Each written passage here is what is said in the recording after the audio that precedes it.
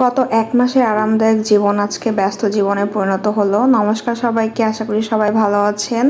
এত গরমের মধ্যে বাসা থেকে তো একদমই বের হতে ইচ্ছে করে না, তবুও আজকে সকাল সকাল প্রাইভেট ছেলের জন্য বের হতেই হয়েছে। আর এখন বাজে ৯টা, তারপরও এত রোদ্র উঠেছিল আর এত রোদের তাপ ছিল যে কারণে একদমই ভালো লাগছিল না। আর রাস্তা অনেক ধুলাবালি ছিল, যার কারণে আমি মাস্ক পরতে বাধ্য হয়েছি।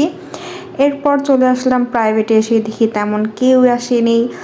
কিছুক্ষণ বসে থাকার পর সবাই চলে আসলো। এরপর স্যার পড়ানো শুরু করে দিয়েছে।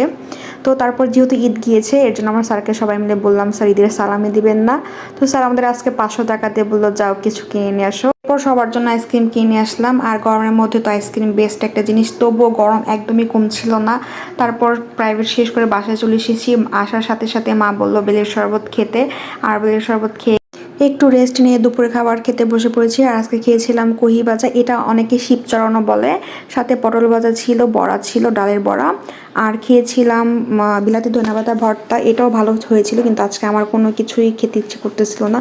আর এত রোদ আর এত গরম, মানিকগঞ্জে 40 ডিগ্রি সেলসিয়াস। এত রোদের মধ্যে ঘরে আমি থাকতে পারি না, আর বাইরের লোকেরা কীভাবে যে এত কষ্ট করে কাজ করে ভেবেই পাই না। আর খেয়েছিলাম ডিমের ভুনা। আমি কুসুমটা একদমই খাই না, সিদ্ধ কুসুমটা আমার কাছে একদমই ভালো লাগে না। আর রাতে খেয়েছিলাম রুটি আর তরকারি। তো আজকের ভিডিওটি এই পর্যন্তই। ভিডিওটি ভালো লাগলে আমার পেজে লাইক ফলো করবেন। ধন্যবাদ সবাইকে।